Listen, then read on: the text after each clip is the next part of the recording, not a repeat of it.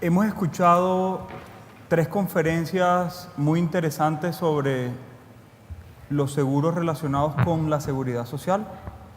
Hemos podido observar que en ambos seguros se presentan problemáticas similares. El hecho de que estén regulados por ese artículo 48 de la Constitución Política precisamente los lleva a un escenario distinto a los demás ramos que nosotros conocemos, y pudimos observar en las presentaciones que en ambos seguros tenemos amenazas desde el punto de vista judicial, regulatorio y legislativo. No está la doctora Clara Elena, porque infortunadamente tuvo que ausentarse, pero pudimos observar el panorama del régimen o del sistema de pensiones, que realmente es preocupante según la presentación que nos mostró. El activismo judicial afecta en mayor grado al sistema pensional en este momento. Todavía el sistema de riesgos laborales no ha sido tan afectado por las sentencias de tutela y por las acciones de inconstitucionalidad que resuelve la Corte, pero es un riesgo que está latente precisamente por la naturaleza de estos seguros y por las características que tienen por el hecho de ser seguros de la seguridad social. En la segunda presentación, el doctor Juan Manuel Díaz Granados habla del problema específico del deslizamiento. El problema del deslizamiento surge en las pensiones de salario mínimo, porque se incrementan de conformidad con lo que se incrementa el salario mínimo, y hay un elemento político que él lo expresó mejor que yo. Esa diferencia obviamente impacta todo el régimen de reservas matemáticas y genera una problemática precisamente para la asunción de rentas vitalicias. Ese problema que ya está resuelto en el régimen de pensiones también se presenta en el régimen de riesgos laborales, pero en el régimen de riesgos laborales aún no tenemos una solución. No tenemos una norma ni un decreto que obviamente permita que el Estado colombiano asuma ese exceso, el delta que se genera por la diferencia entre el IPC y el salario mínimo. Y finalmente el doctor Manuel Rueda nos muestra los retos y algunas amenazas que tiene el sistema de riesgos laborales. Él resalta la necesidad de que se trabajen en unos problemas estructurales, como la reclasificación de algunas actividades económicas que fueron definidas a través del decreto 1607 del 2002 y no se volvieron a actualizar. Y plantea exactamente el caso de los bananeros, que tienen una tasa de accidentalidad del 31.5%, cuando la tasa de accidentalidad en la totalidad del sistema a nivel nacional es el 7.5%. Y obviamente está en la clase 2 de riesgo. Esto quiere decir que pagan 7.200 pesos por cotización por cada salario mínimo, cuando deberían pagar casi 48.000 pesos. Está el problema de la variación de la cotización. A diferencia del sistema chileno, en Colombia únicamente se puede cobrar la tasa inicial en riesgos laborales. Es decir, da exactamente lo mismo si el empresario tiene un sistema de manejo del riesgo adecuado y eficiente, así no lo tiene, porque la tarifa que se tiene que cobrar siempre es la del medio. Y obviamente el problema del alto costo operativo del PILA, que se genera por el costo de recaudo de la cotización que se le paga al operador de información o al operador financiero. Y el problema de deslizamiento, que el doctor Juan Manuel ya lo tocó en su presentación, que uno esperaría que al final esa misma solución que el gobierno adoptó para el régimen de pensiones se adopte para el sistema de riesgos laborales, para poder obviamente cubrir el deslizamiento. Pero después de hacer como estas conclusiones generales de las tres presentaciones, yo sí creo que debemos aprovechar el espacio para hacer unas reflexiones y plantear algunos interrogantes que vayan un poco más allá. ¿Qué hacemos con el riesgo judicial, doctor Juan Manuel, doctor Manuel? ¿Será que llegó el momento de revisar el artículo 86 de la Constitución, que permite que todo ciudadano pueda interponer una acción de tutela ante cualquier juez? ¿Será que llegó el momento de que revisemos las facultades y las competencias de la Corte Constitucional, tanto en materia de tutela como en materia de acciones de constitucionalidad?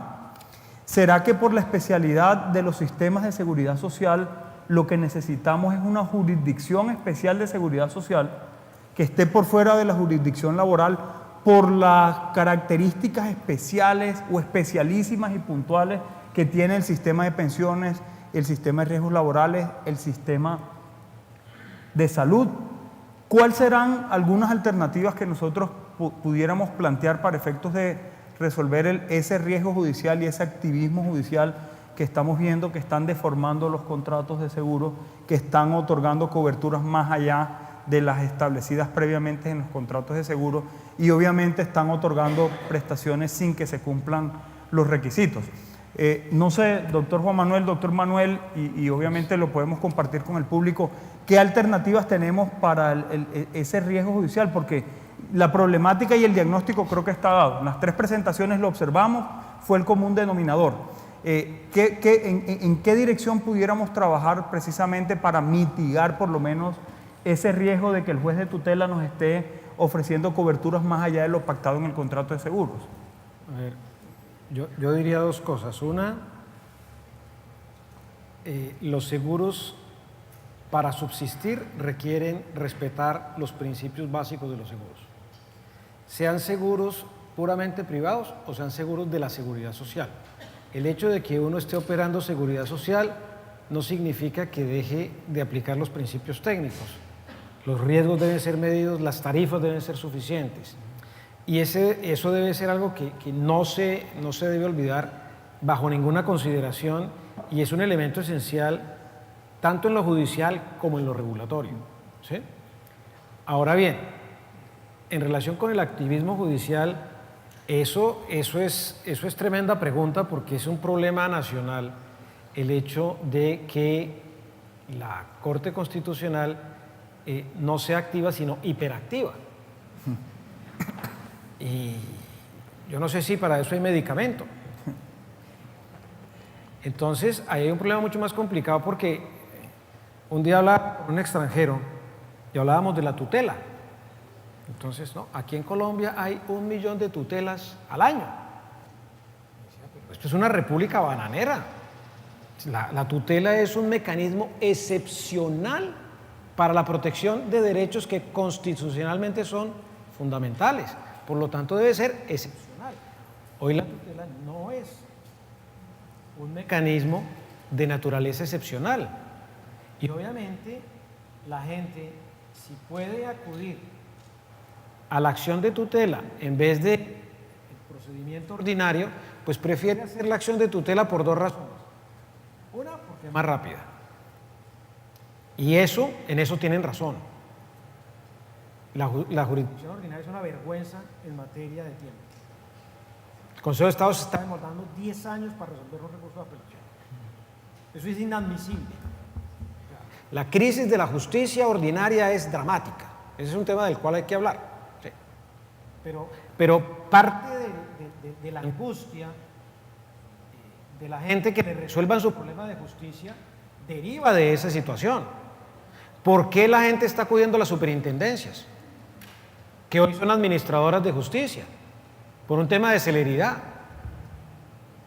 La superintendencia... ¿Hablo por ahí? Me toca volver a empezar. La Superintendencia de Industria y Comercio está recibiendo 2.000 demandas mes y tiene 12 funcionarios jueces. Obviamente no está pudiendo evacuar las 2.000 demandas mes, pero tienen unas estadísticas y unos resultados en materia de efectividad sustancialmente mayor a cualquier esquema judicial tradicional. Igual está ocurriendo con la Superintendencia Financiera, lo comentaba el mismo superintendente. Y el segundo problema que tiene la tutela es que la tutela tiene el beneficio de que allá a uno le aplican la teoría del casi, mientras que el juez ordinario se apega a la regulación, pues en la tutela no. Entonces, si la puerta de entrada es el mínimo vital, personas en estado especial, y cuando hay seguros, ¿qué hay? Niños, muertos, inválidos, heridos, etcétera, pues obviamente todo el mundo va a preferir irse por el camino de la tutela. Y la Corte Constitucional pues hizo que el mecanismo que era teóricamente excepcional se convirtiera en la regla general. Y ese es un problema que está afectando en general a toda la economía, no solamente al tema de pensiones. Empezó por el tema de salud, la salud en salud es monumental, y lo hay ahora para cualquier cosa. Está para pensiones, los fondos de pensiones están sufriendo como el volumen de tutelas, llaman en garantía a la aseguradora del previsional, entonces las aseguradoras del previsional también están llenas de tutelas, y también podrán llegar las tutelas hacia el sistema de riesgos profesionales. Ese es un problema de arquitectura institucional del Estado colombiano. El Estado colombiano tiene un problema de administración de justicia monumental, ¿sí? Y es que la jurisdicción ordinaria no funciona, es una vergüenza, y todo se constitucionalizó. Y si la jurisdicción ordinaria va a seguir demorándose como se demora, pues todo el mundo va a acudir. Si tiene la puerta de entrada, si cabe por esa puerta de entrada, pues muy seguramente acabará acudiendo al mecanismo judicial. Yo dicto clases en la Javeriana sobre contrato de seguro y tengo como práctica, cada vez que hay una sentencia de tutela de contrato de seguro, la guardo. Hace 5 años no tenía casi nada en esa carpeta y hoy la carpeta está full. Cada vez en contratos de seguro privados ahí hay una tendencia muy preocupante, porque habiéndose abierto la puerta de la jurisdicción en la superintendencia financiera, la gente no se va para allá. La gente prefiere ir al juez de tutela, en donde le aplican la teoría del casi. Bien, yo me acomodo. Pues coincidente totalmente con lo que plantea el doctor Juan Manuel, digamos, es un diagnóstico claro. ¿Qué diría yo? Porque, digamos, este tema lo hemos discutido en otros foros también, y yo diría que uno podría tratar de tomar, digamos, algunas medidas mínimas que busquen aminorar un poquito el riesgo de las tutelas o de las decisiones de tutela que se están tomando, tanto desde el punto de vista del seguro privado como en temas de seguridad social, porque ahí también, digamos, lo discutíamos en un foro anterior en Fasecolda. Hay que hacer también un poquito de un mea culpa en las propias entidades, porque de un lado, digamos, las respuestas a las decisiones de tutela son muy rápidas, ¿no? Digamos, el tiempo que se tiene para contestar una acción de tutela es casi que inmediato, pero también en algunas compañías o en muchas compañías se tenía la idea de que quien manejaba la tutela era el recién egresado que salía de la universidad. Siéntese usted y conteste la tutela, copia aquí, copia allá, pase y entréguela, porque lo importante básicamente era simplemente el manejo de que conteste la tutela en tiempo. Y los argumentos, todos iguales, todos los argumentos son iguales, que la tutela no me aplica a mí porque no es un mecanismo excepcional, porque yo soy una entidad privada y como entidad privada no me aplican los criterios de la tutela, y naturalmente, como lo he dicho en otros escenarios, pues se ganaban las tutelas en primera y en segunda instancia, pero una vez llegan a la Corte Constitucional se pierden todas, porque los jueces ordinarios también, dentro de todo ese esquema de congestión que ellos manejan, pues la mejor forma de despachar una tutela es simplemente decir: esto es de un particular, es una compañía de seguros, es un tema de contrato de seguro privado, no aplica el régimen excepcional de la tutela. Entonces yo creería que, digamos, es importante que las compañías también tomen conciencia y puedan trabajar un poco en argumentos que permitan, eso no va a eliminar el problema, digamos, ¿sí? Pero puede circunscribirlo a ciertos aspectos. Y trabajarlos igualmente referidos a temas puntuales. Digamos, ya uno en materia de tutelas uno puede encontrar que hay tipologías que se vienen dando. Hace unos años arrancamos con medicina prepagada y contrato de seguro. Ahí todos fuimos miopes cuando dijimos contrato de medicina prepagada, lo están crucificando en temas de tutelas. Pero es que el contrato de medicina prepagada es distinto a un contrato de seguro, y hay tratados de acoldeces sobre la diferencia entre uno y otro, y eso fue enterrar la cabeza hasta que salió la tutela famosa que dijo: todo lo que he dicho yo para medicina prepagada es igual para seguros. Vimos el tema que se nos venía en temas de temas de preexistencias. Se nos vino el tema de preexistencias. Y dijimos, bueno, sí, pero el tema de preexistencias es aplicable a seguros de salud. Y, ya estamos confundiendo preexistencia con reticencia. Y ya las decisiones de tutela están enfocadas sobre el tema de reticencia. Y para acabar de completar, ahora instituciones que no solamente son de seguros, sino de toda la institucionalidad jurídica del país y del mundo, como la prescripción, también vía de tutela la estamos desconociendo. Entonces, yo creería que hay que tratar de identificar también tipologías y mirar qué argumentaciones se pueden dar para casos particulares y muy especialmente, creería yo, para tratar de mostrar este tipo de situaciones en escenarios como los que se discuten aquí.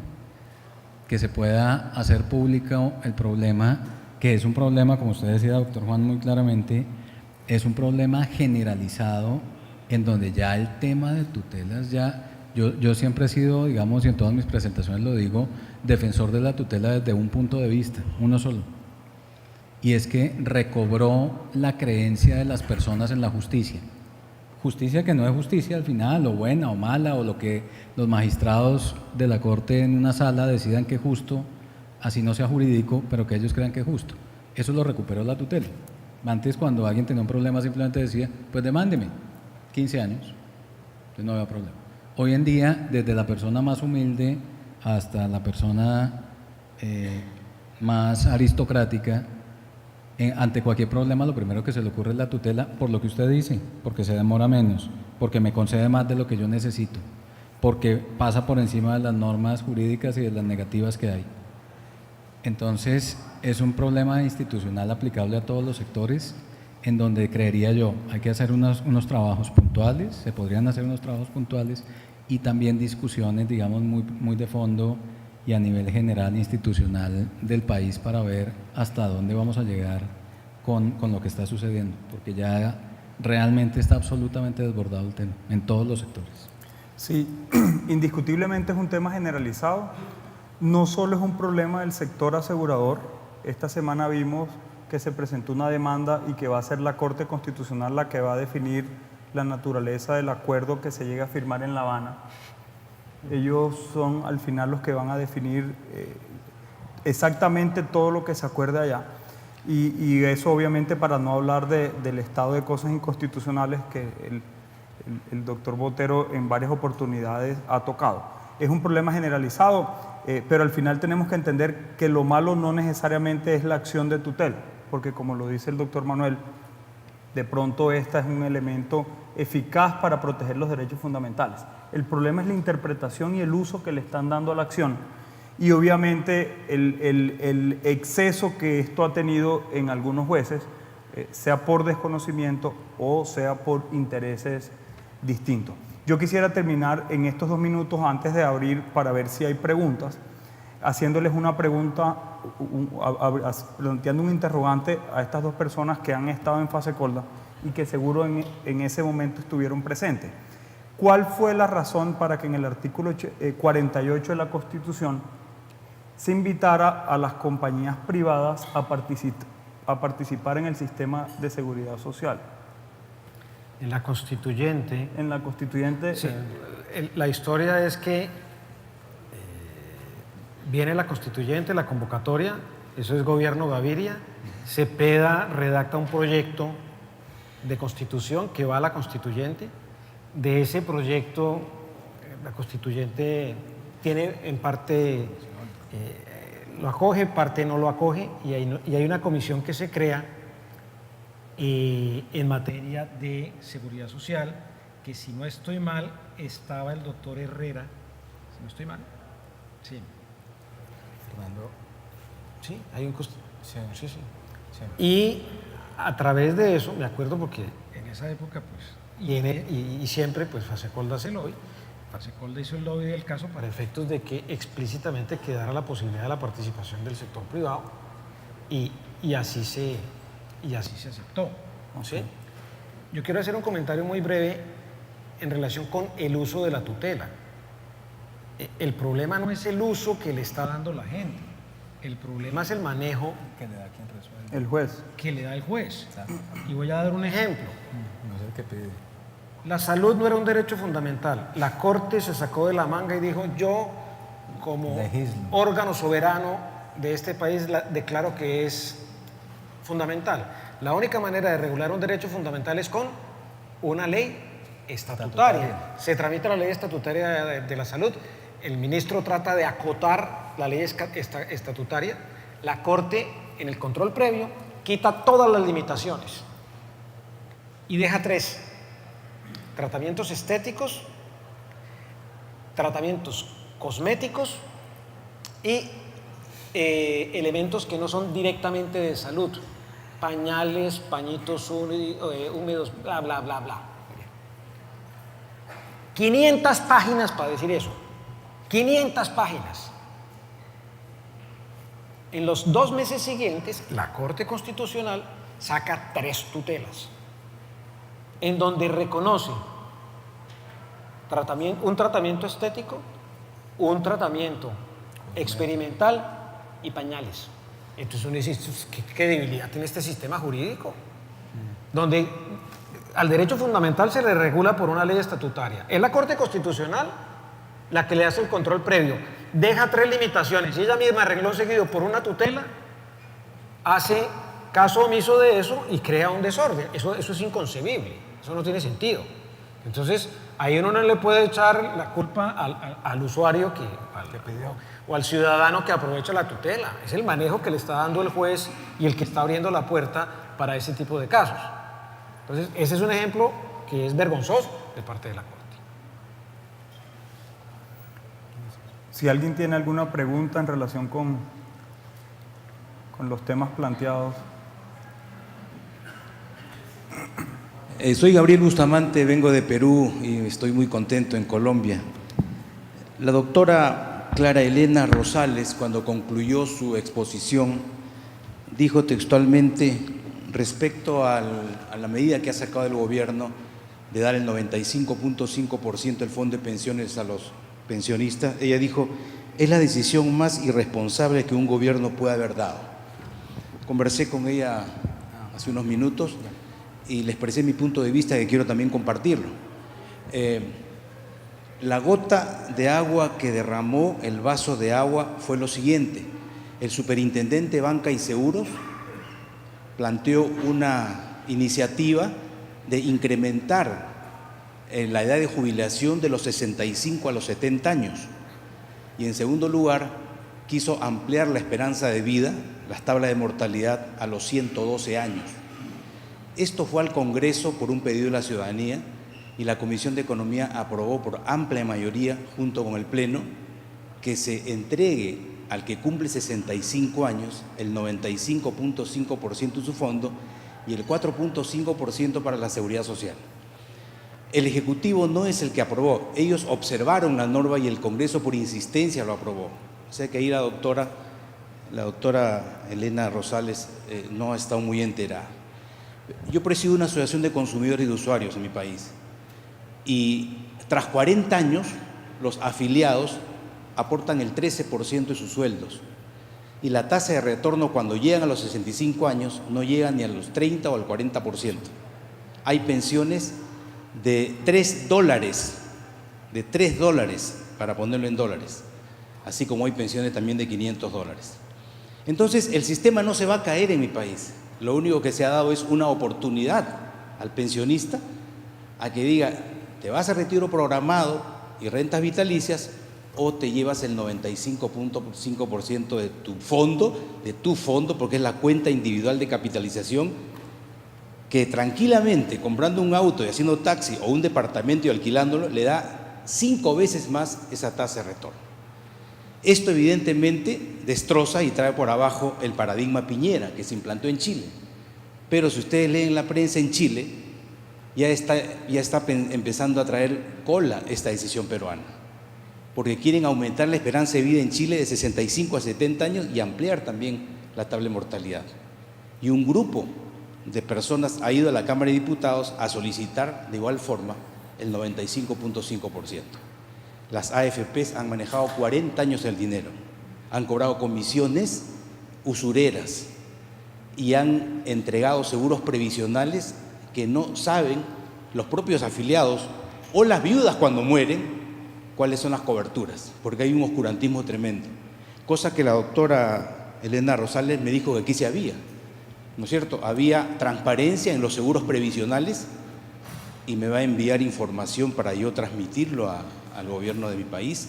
Y en segundo lugar, lo que estamos pidiendo es que los afiliados tengan un representante en los directorios de las AFPs, porque los 6 millones de peruanos que aportan todos los meses 13% no saben cómo se mueve su dinero.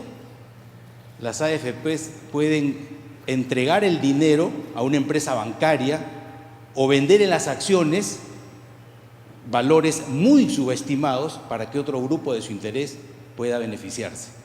Entonces, aquí me parece que sí existe un representante de los afiliados y muy contento con esas dos cosas porque vamos a tratar de mejorar nuestro sistema.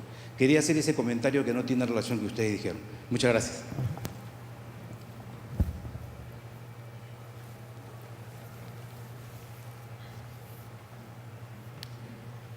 Tenemos otra pregunta.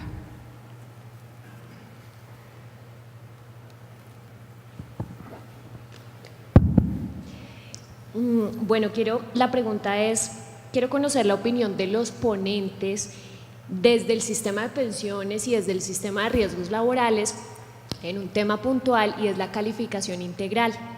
Con una sentencia de la Corte, efectivamente la Corte reconocía que habían individuos que formalmente para cada uno de los sistemas no eran inválidos, porque por ejemplo tenía una patología de origen común y otro porcentaje de origen laboral, que vistas separadamente no le daban para un 50% para una pensión.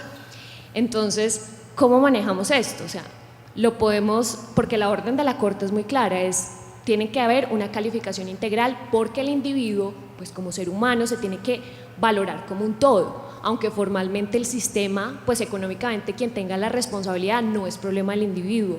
Sería lo mejor pues otorgar la pensión conforme al porcentaje de invalidez que sea mayor respecto a la totalidad, o sería mejor manejarlo con ese excedente o el sistema que como la gota que rebosó la copa.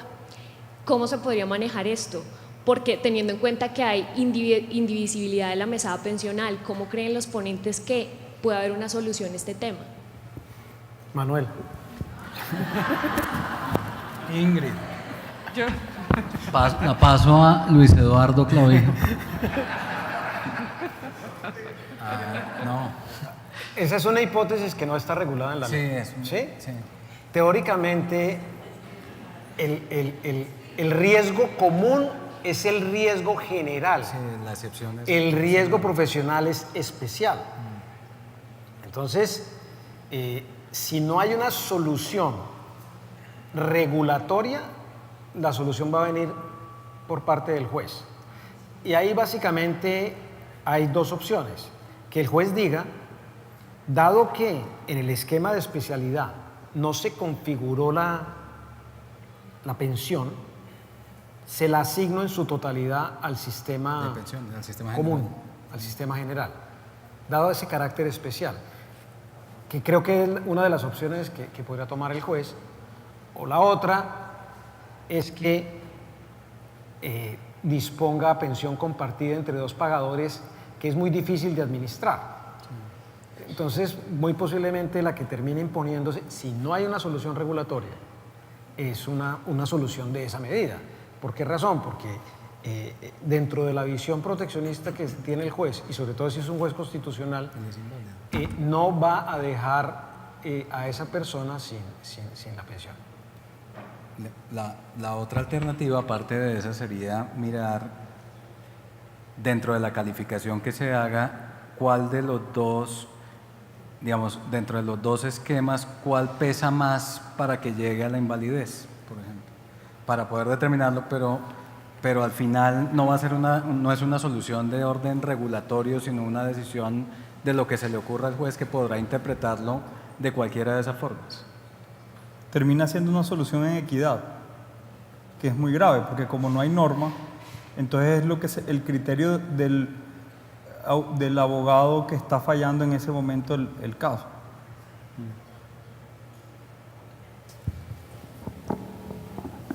Bien, parece que no hay más preguntas. A nuestros conferencistas y panelistas, muchísimas Hay gracias. copa de Démosles un fuerte aplauso por este exitoso cierre de este módulo.